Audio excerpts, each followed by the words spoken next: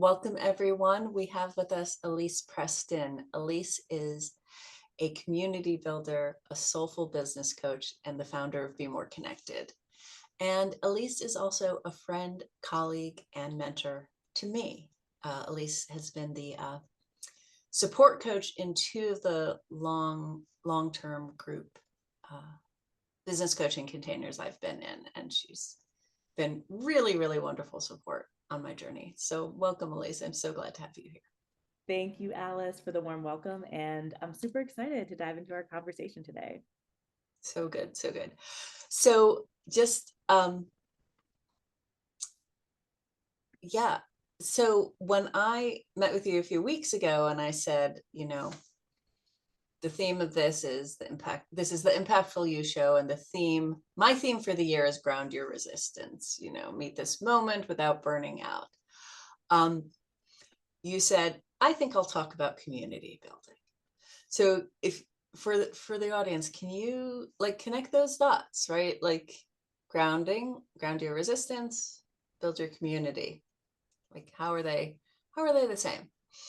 Yes. Well, I feel like my journey has been one that has really evolved from operating more as a solo creative and solo kind of actor in my community and Mm, in my work, because a lot of my early life programming was centered a lot around perfectionism and performativity and achievement. And mm, I was often orienting towards um, action that was driven more by the self and the, I guess, individual impact that I was desiring to be able to make in the world.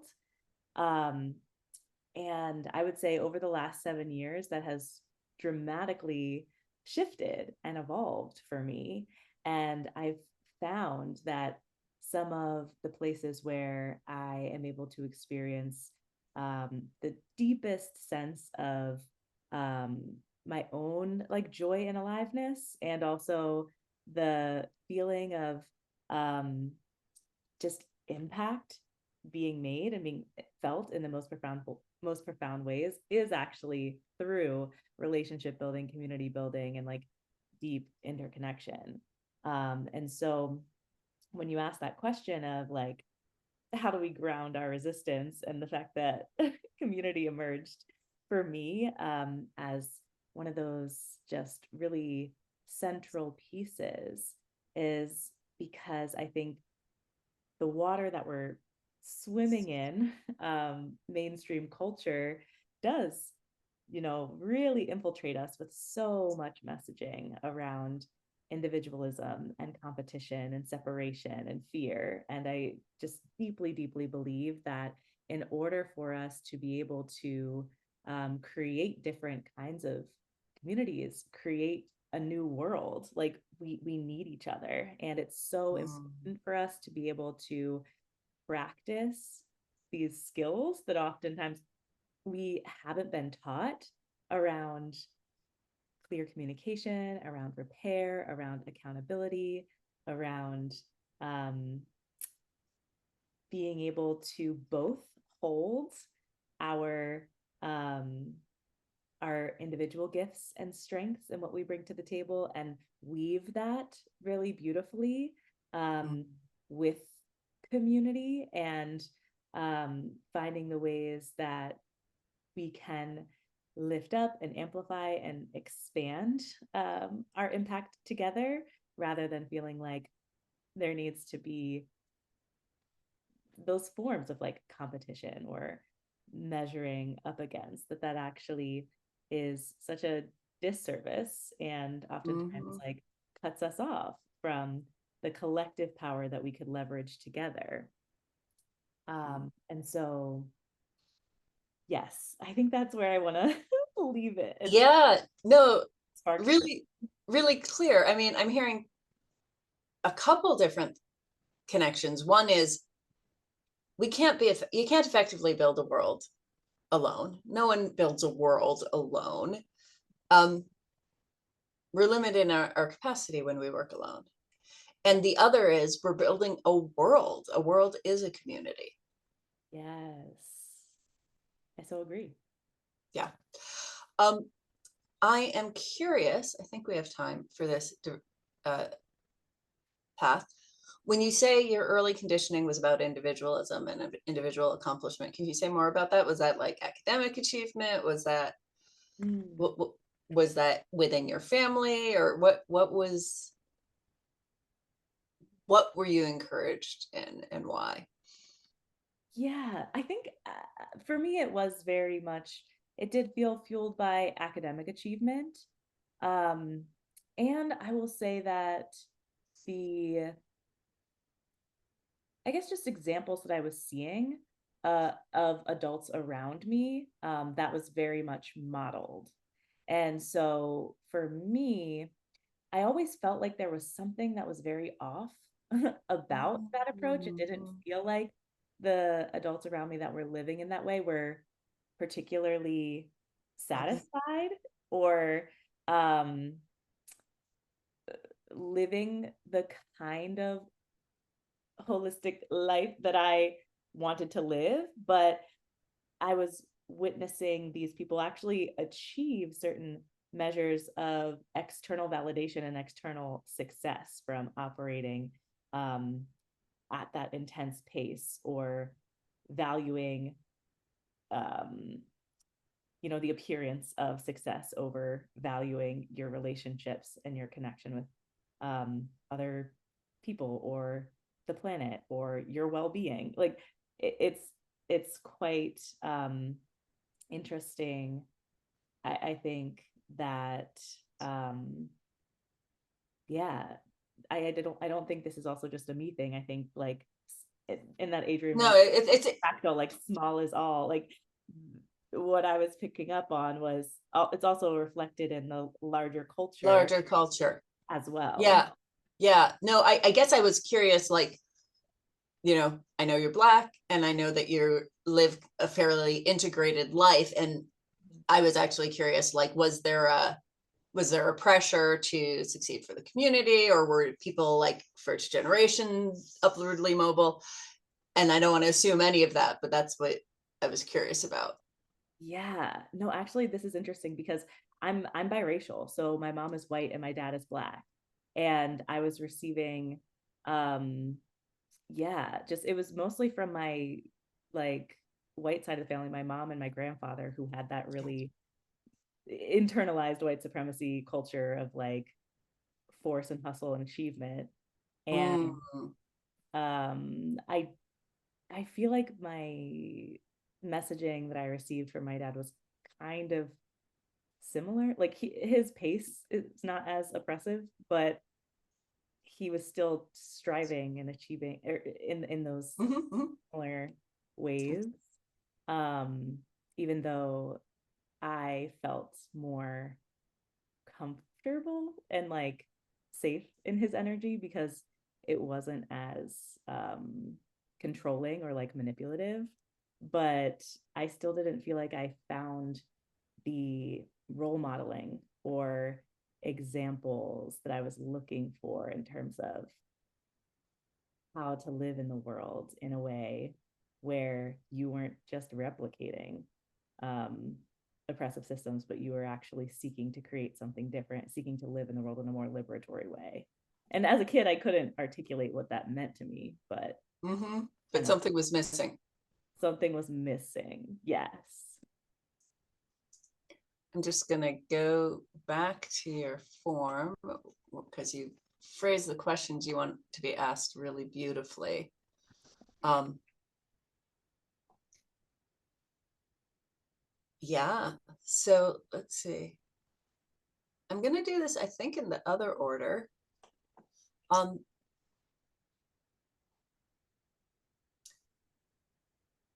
so how can you give an example of a time that deepening relationships and building community has made you a more effective leader, has made you more effective in your work?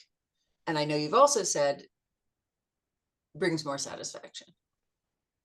Yes. Yes. So, one of the first things that really comes to mind for me is um, allowing myself to be more visible and to be more vulnerable, and really Mm, softening um, certain layers of self-protection, self-defense. Again, kind of going back to that perfectionism piece, I had a lot of stories um, that I was holding around, if I don't do things perfectly, if I don't show up in a particular way, then I won't be able to hold space for others. I won't be able to be trusted. I won't be able to be respected. All of these different stories. And for me, what has been so healing, so supportive, and has also really expanded my capacity um, in all of my relationships has been um, really creating a different kind of relationship with myself so that I can be in relationship with other people in different and more mm, expanded ways. And so for me, part of what that's looked like has been um like slowing down my pace a little bit more to allow myself to get really curious about the things that I do feel are edgy or vulnerable or uncomfortable. And instead of leading into maybe the ways that I had previously been conditioned to respond to those feelings or sensations, which was hide, suppress, deny, don't share. I actually mm, am practicing like leaning into the opposite kind of way of engaging and interacting. It's like, ooh, if this feels sensitive or tender or a little bit edgy or outside of my comfort zone, like who are the people around me that I can share this with right now? And how can I practice yeah, opening more, sharing, allowing myself to be seen, allowing myself to be supported, um, asking for what I need in social interactions rather than just assuming that people won't be able to meet me or support me and needing to hold everything myself. And so I think this is something that has been dynamic and, has been evolving with me over time, but something that is very exciting to notice is that I feel so much more connected to myself and my voice and my truth um, mm, mm, within one-on-one interactions and also in group spaces, because I'm no longer operating with some of these forms of um, resisting myself or hypervigilance. I do feel more safe to be able to express and to be with others without having to do so much of this like self-censoring or inner management that was taking up a lot of energy for me previously. mm, mm, It also allows me to extend a lot of um, curiosity and compassion and holding space for others differently, because I'm holding that space for myself differently, and I want to be able to extend that to others that I'm relating with too. um, and so So that's what I'll I'm share. gonna, I'm gonna like sort of diagram what you just said and then ask maybe for a more specific example. So what I'm hearing is you start with yourself and you're like, let me give up all the ways that I don't trust myself Mm-hmm. and overprotect myself, Right. and then go and express someplace that it's safe Mm-hmm. and connect with others Right. and shift the way that I connect with others, which comes back to being a stronger self. And then I can show up for even more others from a grounded place. Beautiful. Yes. Thank you for breaking that down. Yeah. So it's me to some of them, to me to more of them, right? Like, and what's like, and it's, I've known you for a few years. I think I've known you for 3 years. And I've said this before, but it's just very noticeable how much more embodied you are, how much more confident you are, less apologizing, less tentative. And, I always knew you as someone who brings love and wisdom and ease in your communications and your contributions. And now I also know you as someone who is very straightforward and Ah, confident and upright, as you do that. Whereas before it was like, well, have you ever thought about?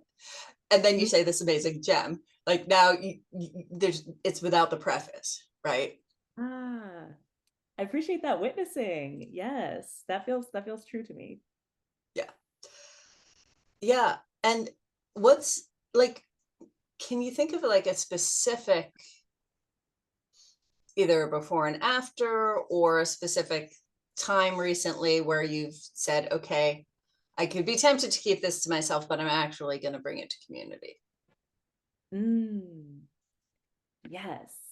Um, so I do have a uh local peer. So because both of us are in a business coaching community that is also very magical, Business Witchery inspired me to create this local peer coven, where we gather once a month to support each other. And we actually just celebrated our 1 year anniversary of Oh, wow. gathering monthly and supporting each other. So we had a little 1 year anniversary like dinner. We just went to this local Thai restaurant and we had dinner. We like celebrated each other, witnessed each other for the ways we've grown over the last year. Um, and at that dinner, I also really wanted to just protect a little bit of time to talk about the things that I loved about the ways that we were gathering, but also talk about some of the things that I would love for us to do differently or just start to explore a different way of connecting or collaborating, in our second year of working together or, being together and supporting each other in this way. And I think in the past, I would have felt more self conscious about that or felt like, oh, this is our celebration dinner. Maybe I shouldn't bring these things up. Ruin it. Or yeah, I shouldn't ruin it, or I shouldn't. Am I doing too much? Am I, centering my needs and my desires too much? Whatever those resistant, hesitant stories would have been. Um, and it was just so great to actually have that time to chat because it was something that was really welcome and other folks were able to kind of build on those ideas and help to make them even stronger. And so that's just one small example, but I do It's think great. that it's something that each time I practice it, um, it gives me so much valuable information because oftentimes the people that I'm in relationship with do respond really well and want to go deeper into that content that I've lifted up or brought forward. And then sometimes there are instances where maybe it activates something for someone or it makes them uncomfortable. And that's also okay too. Like that doesn't need to be this huge, scary thing. It often is an opportunity for um, touching on something within a relational dynamic that gets to be addressed so that we Mhm. can come back together even closer. Or sometimes if the person is not available for that, sometimes it can cause a sever in a relationship and maybe that relationship isn't one that's meant to continue forever. Maybe it really was meant to be for a season, but I am not requiring myself to continue repressing what I'm actually feeling and showing up to a relationship that doesn't feel like it's honoring of my energy and how I want to be showing up in the world. Yeah. So this really leads well into another one of your questions, and I think it's a question a lot of activists have, which is like, what are some tools or approaches to transforming conflict into closeness? Yes. And I think, I mean, this is just such a huge, huge question, and one that I think is um, so important for these times that we're in, because I think we are being asked to really come to terms with and um, deeply face a lot of huge, like, communal, relational, and global challenges and conflicts at this time. And so there's a few things that just initially come to my mind with this question. And like the first one is um it does require each of us to expand our capacity for tension, for discomfort, and for conflict, and to be able to approach conflict with different eyes, like to be able to Mhm. see conflict potentially, right? Like as a doorway to deeper understanding and deeper intimacy versus just seeing it as something that creates separation or harm. I think in, again, like the water that we're swimming in our mainstream culture, we are very steeped in a particular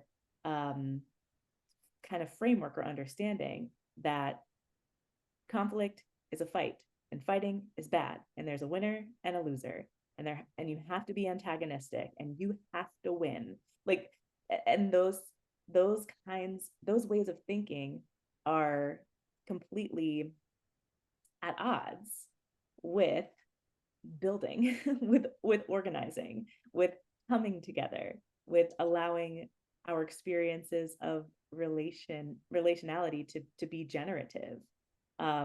It is, I think, impossible to be in long-term healthy relationship or community without some conflict being present. And so it is really important for us to um yeah, just really start practicing um these skills around clear communication, like accountability and repair. And in terms of the tools, because that was the question. It was like asking about the tools. And so I think that for me, that first piece is doing some of that inner work of like reevaluating what your relationship is with conflict. And for me, the work and a lot of the tools actually have been very somatic on that front in terms of Mhm. expanding capacity for tension, discomfort, and conflict. And so I have been, yeah, really supported by healers and body workers, somatic experiencing practitioners who have helped me to quite literally, like, really process and move out stuck energy and trauma and like defensiveness and reactionary kinds of responses that I think have been mine from this lifetime, but also ones that I've inherited. Mhm. Just Mhm. feel like they've been a little bit locked in my cells from, previous generations of people before me. Um, and but yeah, there's been a lot of somatic work that has actually really changed my life and like changed how I live in my body and how my body interacts with other bodies. So I think that's a huge tool, and being able to find trusted facilitators who can support you in that work, I think is just so healing. It's so transformational. It's like something it's hard to even put words to and describe. But that has really been very huge for me. And I think that also having relationships that are really centered around growth and centered Mm. around um, being each other's um, kind of like doorway into healing, people that really want to go there with you and Mm-hmm, mm-hmm. um, be able to be like that fertile practice ground where you can do this kind of work together is so healing and so valuable, because what's often true is not everyone is going to have the capacity or the time or the energy to be in, kind of this deep work with us all the time. But even if we Mm-hmm. have just one person or a couple of people, a couple Handful. of friends that have that interest and that availability and that capacity, um, it really gives you a safe place to be brave and to know that you have an open invitation to bring up discomfort, to bring up the things that are activating Disagreement. to work through disagreement in an active way where both parties are ready for that and to be engaged in that. And it then gives you more confidence, more capacity, like more of that ability to be able to bring that in other spaces, in other communities that you're a part of. Mm. And oh, yes, yes, go ahead.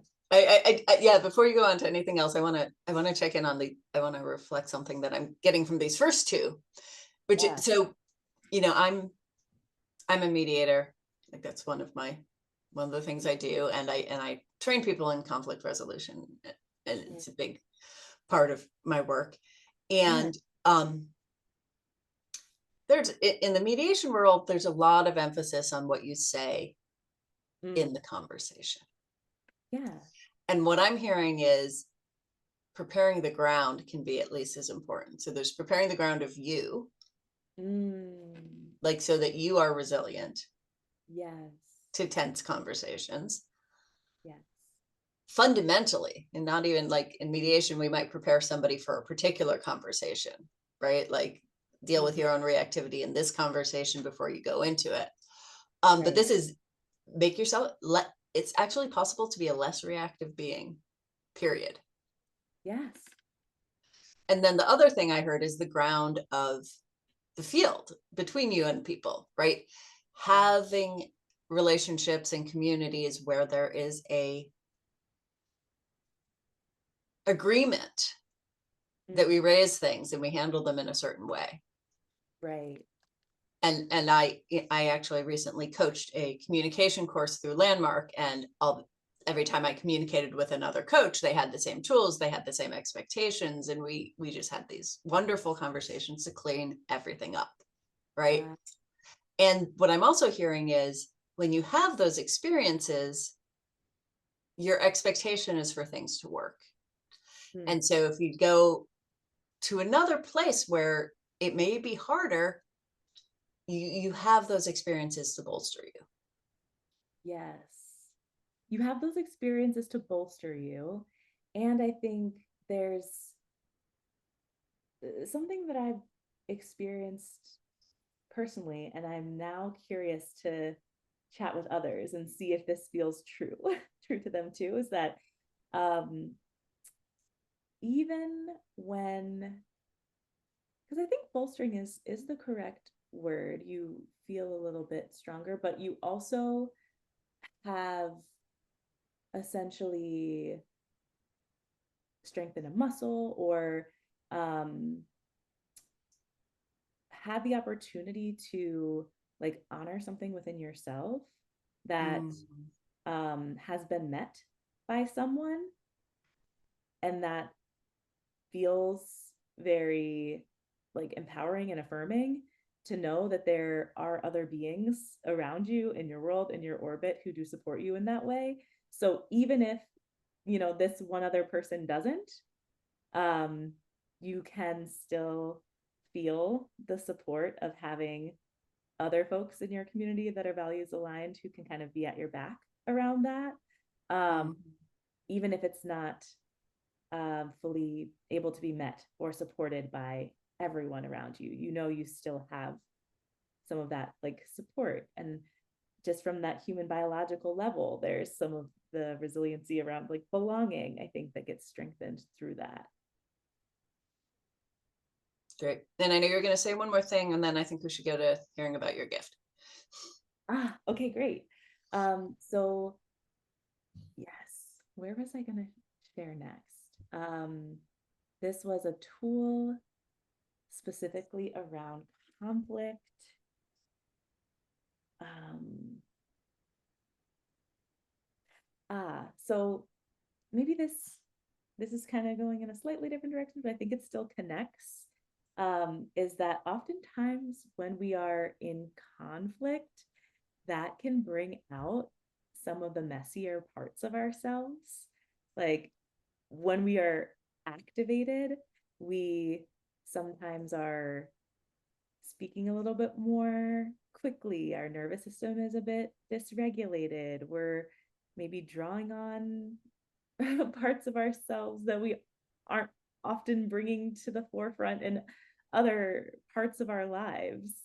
And I do think that relationally, there is something that happens when you allow yourself to bring forward more of that messier part of yourself where you are expressing from a place that maybe feels more activated or unprocessed. You're no longer avoiding or like hiding or suppressing certain things, but they're really here in the heated moment of a conflict. And when you are able to actually um, create this space for communication, and even if it's not perfect, right, that there's still a way that you can come together and repair, like that level of um, real listening and real compassion creates oftentimes creates a level of transformation within a relationship that does deepen trust and deepen intimacy Mm-hmm. more than just trying to maintain the status quo or like maintain some semblance of, you know, that all the performativity and um denial that goes into that. And so this isn't explicitly a tool, but this is just something that was coming Yeah, no, I think this is conflict. Yeah. something that you said, like in the question, you were like, how can conflict be an access to intimacy and transformation in relationships? And what I'm hearing is, if you bring all of you, if you bring the quote unquote worst parts of you, and there's room for it and something beautiful comes out of it, you know that you're accepted and you know that you're fully seen. Whereas Yeah. if you're only seen, even if you're not being fake when you're bright and happy, but if you've only been seen by someone when you're bright and happy, that's a more superficial relationship than if that person has seen you when you're furious and still loves you. Absolutely. And so there, yes, there's more depth, more richness, more understanding that you can reach, like getting to the other side of conflict with someone. Mm, thank you. So great. Share with everybody about your free gift. Yes. So for folks who are listeners, who are part of this beautiful summit, I wanted to share a new free creative resource. And this is geared more towards folks who are small business owners, creative entrepreneurs, but I do think that it could still be a very supportive or relevant tool for anyone who's interested in checking this out. So this is a new quiz. It's called the Elemental Business Growth Audit, and it invites you to basically do a little self-assessment and explore which area of your life and work could use the most nourishment or tending through an elemental lens. And so I've introduced yeah, this framework where the element of fire is really connected to our creative spark and our vision and our values. The element of earth is all about systems and structure and like rituals and routines. The element of air is about messaging and voice and creative experimentation. The element of water is about relationship building, community and connection, a lot of what we talked about here today. And then the element Mm. of ether is really about rest and integration and reflection. And so you'll have an opportunity to explore which of the five elements um, you could really use some more support with expanding and tending to help bring more balance to your overall creativity and business flow. So it's about a 5-minute quiz. And then you'll also receive a little PDF guide that'll offer you some quick tips and guidance based on which element could use some more support. Yeah, and I did the quiz a few weeks ago. It's fun and it's interesting. Well, thank you so much, Elyse. This was really wonderful. I'm not surprised it's really wonderful, and it is really wonderful. And and thank you everyone for watching. All right, see you soon. Thanks so much, Alice.